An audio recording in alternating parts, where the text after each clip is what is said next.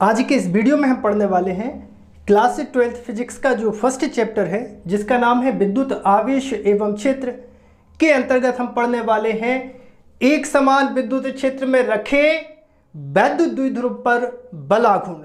तो जल्दी से कॉपी पेन निकालो और साथ में हेडिंग लगाओ एक समान विद्युत क्षेत्र में रखे वैद्युत द्विध्रुव पर बल आघूर्ण। मैं हूं आपका टीचर मनोज श्रीधर और आप सभी प्यारे बच्चों का आपके अपने प्यारे से चैनल जिसका नाम है श्रीधर क्लासेस में बहुत बहुत स्वागत है। तो इसके लिए हमें सबसे पहले बनाना होगा एक वैद्युत द्विध्रुव। एक वैद्युत द्विध्रुव क्या होता है? देखो, हम दो आवेश लेते हैं। एक आवेश होता है प्लस क्यू और एक आवेश होता है माइनस क्यू, और इन दोनों आवेशों के बीच की दूरी जब कितनी हो, 2L हो, तो इसको हम कहते हैं एक वैद्युत द्विध्रुव। क्या बोला हमने? समान परिमाण के, जितना इस पर प्लस क्यू है इतना इस पर माइनस क्यू है, समान परिमाण के विपरीत प्रकृति के आवेश जब एक दूसरे से बहुत अल्प दूरी पर स्थित होते हैं तो इस निकाय को कहते हैं क्या? वैद्युत द्विध्रुव कहते हैं। और इन दोनों आवेशों के जो बीच की दूरी होती है वो हमेशा ली जाती है 2L। अब ये जो वैद्युत द्विध्रुव है, कंप्लीट समझ गए वैद्युत द्विध्रुव? अब ये जो वैद्युत द्विध्रुव है ये रखा है एक समान विद्युत क्षेत्र में। एक समान विद्युत क्षेत्र किसे कहते हैं? जब विद्युत बल रेखाएं एक दूसरे के समांतर और काफी पास पास होती हैं तो इसको हम बोलते हैं यूनिफॉर्म इलेक्ट्रिक फील्ड या एक समान विद्युत क्षेत्र कहते हैं। इसको हम एक एग्जांपल से समझ लेते हैं। जैसे मान लीजिए आपको नींबू पानी पीना है, तो इसके लिए आप क्या करेंगे? एक गिलास लेंगे, उसमें पानी डालेंगे, शक्कर डालेंगे, नींबू डालेंगे और घोलेंगे। और जब वो नींबू पानी आप पिएंगे तो पूरे पानी पर जो स्वाद रहेगा वो एक समान होगा। देखा है ना आपने? जब नींबू पानी पी रहे हैं तो स्वाद कैसा आ रहा है? पूरा एक समान आ रहा है। तो ऐसे ही यूनिफॉर्म इलेक्ट्रिक फील्ड या एक समान विद्युत क्षेत्र के प्रत्येक बिंदु पर जो विद्युत क्षेत्र का मान होता है वो एक समान होता है। और अगर नहीं है तो उसको क्या बोलेंगे? असमान विद्युत क्षेत्र। जब विद्युत बल रेखाएं एक दूसरे के समांतर ना हो और दूर दूर हैं तो इसको बोलते हैं असमान विद्युत क्षेत्र। मान लीजिए आप चावल बना रहे हैं, तो चावल कंप्लीट बन जाए, उसके बाद उसमें आप नमक डालें तो वो नमक जो है पूरे चावल में एक साथ तो मिलेगा नहीं। मतलब कहीं जब चावल को आप खाना खाओगे तो कहीं पर नमक का स्वाद आएगा और कहीं पर नहीं आएगा। तो उसी तरह से असमान विद्युत क्षेत्र के प्रत्येक बिंदु पर विद्युत क्षेत्र की तीव्रता का मान कैसा होता है? अलग अलग होता है। तो समझ गए, ये जो वैद्युत द्विध्रुव है कैसा है? एक समान विद्युत क्षेत्र में रखा है। तो यहाँ पर हम एक समान विद्युत क्षेत्र बनाते हैं। ये बनाया एक समान विद्युत क्षेत्र, और एक समान विद्युत क्षेत्र को नाम देते हैं क्या? E vector. क्लियर है? ये जो विद्युत बल रेखाएं हैं ये दिख रही हैं आपको, ये क्या प्रदर्शित कर रही है? एक समान विद्युत क्षेत्र को प्रदर्शित कर रही है। अब यहाँ पर देखो, यहाँ पर ये जो कोण बन रहा है ये कोण कौन सा है? थीटा है। आगे देखो, यदि प्लस क्यू आवेश को नाम हम दे दें ए और माइनस क्यू आवेश को नाम दे दें क्या? बी, तो क्या बोलोगे? माना ए बी एक वैद्युत द्विध्रुव है जो प्लस क्यू और माइनस क्यू आवेशों से मिलकर बना है और इन आवेशों के बीच की दूरी है 2L, और यह वैद्युत द्विध्रुव एक समान विद्युत क्षेत्र के साथ थीटा कोण बनाते हुए रखा है। अब देखो, इस प्लस क्यू आवेश पर एक बल लगेगा। क्यों? क्योंकि ये विद्युत क्षेत्र रखा है और इसी विद्युत क्षेत्र के कारण प्लस क्यू आवेश पे क्या लगेगा? एक बल लगेगा। विद्युत क्षेत्र की तीव्रता पड़ी होगी। जब कोई आवेश किसी विद्युत क्षेत्र में होता है तो उस विद्युत क्षेत्र के कारण उस पर क्या लगता है? एक बल लगता है। बल का मान हम कैसे निकालें? बल का मान निकालने के लिए सबसे पहले हमने लगाया विद्युत क्षेत्र की तीव्रता का सूत्र क्या होता है? E बराबर F/Q। अब इसको जब तुम F के बराबर करोगे तो F बराबर क्या हो जाएगा? QE हो जाएगा। तब यहाँ पर इस प्लस क्यू पर क्या लगेगा? एक बल लगेगा क्षेत्र की दिशा में। कितना बल लगेगा? F बराबर QE बल लगेगा। लगेगा कि नहीं? अब ऐसे ही ये जो माइनस क्यू आवेश है उस पर भी बल लगेगा।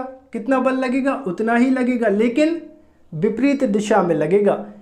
ये लग रहा है जैसे क्षेत्र की दिशा में, तो माइनस क्यू आवेश के कारण इस पर जो बल लगेगा वो क्षेत्र की विपरीत दिशा में लगेगा।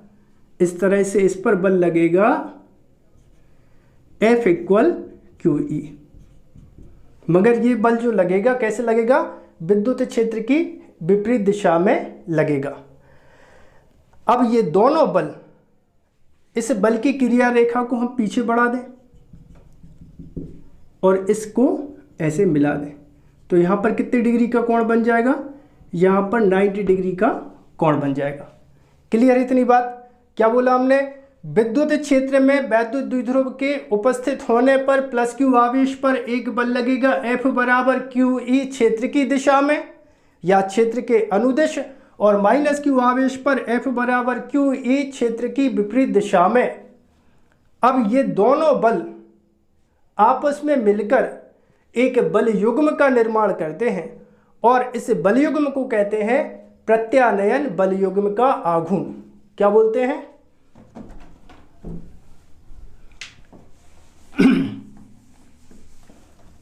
इस बल युग्म आघूर्ण को बोलते हैं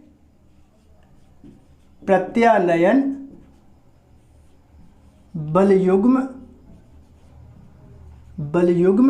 का आघूर्ण, और इसको दर्शाते हैं हमेशा टॉर्क से। और प्रत्यानयन बल युग्म के आघूर्ण का सूत्र होता है एक बल गुणा दोनों बलों के बीच की लंबवत दूरी, लंबवत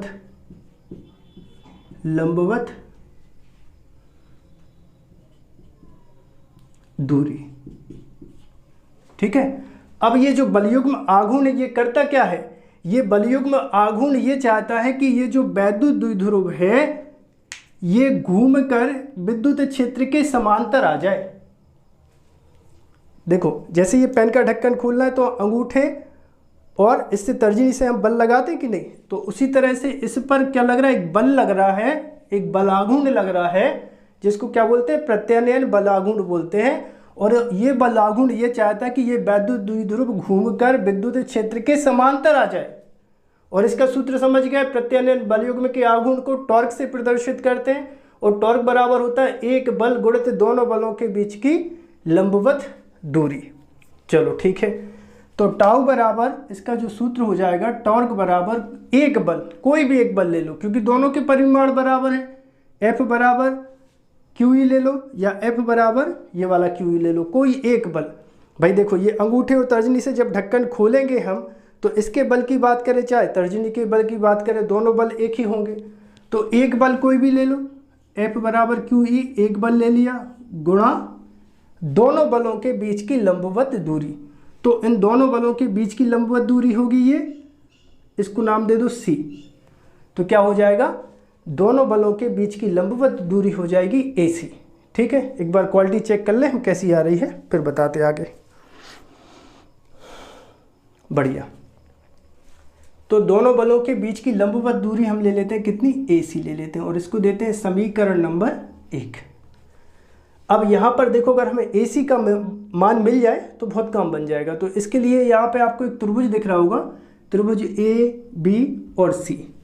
तो यहाँ पर लगाया त्रिभुज ABC में, त्रिभुज ABC में साइन थीटा लगा देते हैं, साइन थीटा।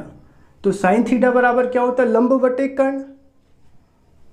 थीटा के यानी 90 डिग्री के कोण के ठीक सामने वाली भुजा क्या कहलाती है? कर्ण। और यहाँ पर लंब क्या होगा? AC और BC हो जाएगा आधार। तो साइन थीटा बराबर लंब बटे कर्ण, मतलब लंब हो जाएगा AC और कर्ण हो जाएगा AB। तो यहाँ पर लिख देते हैं AC बटे AB। ओके, फिर आगे हम बात करते हैं। तो साइन थीटा बराबर होगा AC